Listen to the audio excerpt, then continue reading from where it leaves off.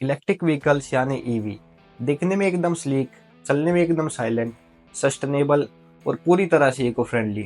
सुनने में ऐसा लगता है जैसे हमने इको फ्रेंडली ट्रांसपोर्टेशन का कोड ही क्रैक कर लिया हो। लेकिन ये सब सुनने में जितना प्रॉमिसिंग लगता है, रियलिटी उससे डार्क और एकदम अपोजिट है।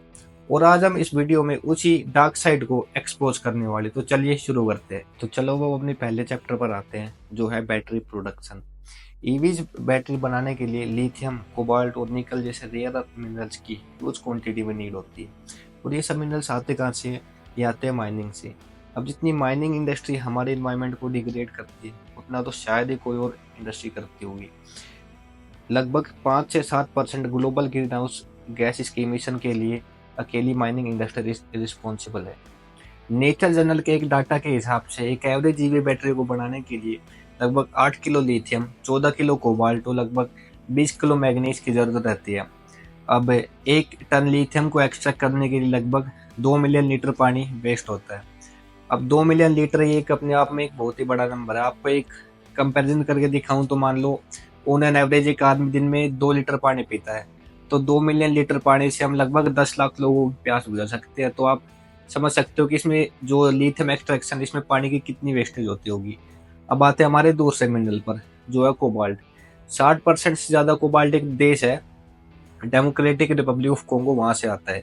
बहुत ही पॉलिटिकल इंस्टेबल देश है, जहाँ पर माइनिंग का जो काम होता है वहां पर गवर्नमेंट का कोई कंट्रोल नहीं है।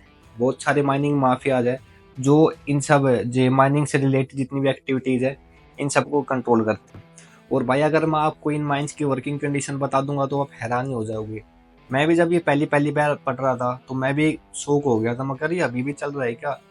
तो यहाँ पर कोई ऐसा रूल नहीं है कि यहाँ पर बच्चे काम नहीं कर सकते। आपको इन माइंस में हजारों बच्चे काम करते हुए दिख जाएंगे। और तो और इन बच्चों को जानबूझकर छोटी छोटी टनल्स में डाला जाता है माइनिंग करने के लिए, छोटे साइज की वजह से, क्योंकि ये इनका मतलब बच्चों का साइज छोटा रहता है, तो पतली पतली जो सुरंग रहते हैं उनमें अच्छी तरह से माइन कर सके। तो और इन बच्चों के साथ मतलब बहुत ही अलग लेवल पे एक्सप्लॉयटेशन चलती है। यूट्यूब पर ऐसी दुनिया भर की वीडियो है जहाँ पर ये बच्चे बताते हैं कैसे इन्हें काम टाइम पर पूरा ना होने की वजह से पीटा जाता है, और सेक्सुअल वायलेंस होने की भी रिपोर्ट्स आती रहती है।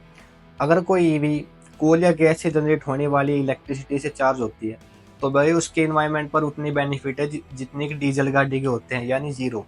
और इंडिया जैसी कंट्री में जहाँ पर 70% जो इलेक्ट्रिसिटी है वो कोल से जनरेट हो सकती है होती है, तो आप अंदाजा लगा ही सकते हो कि ईवीज कितनी ग्रीन है।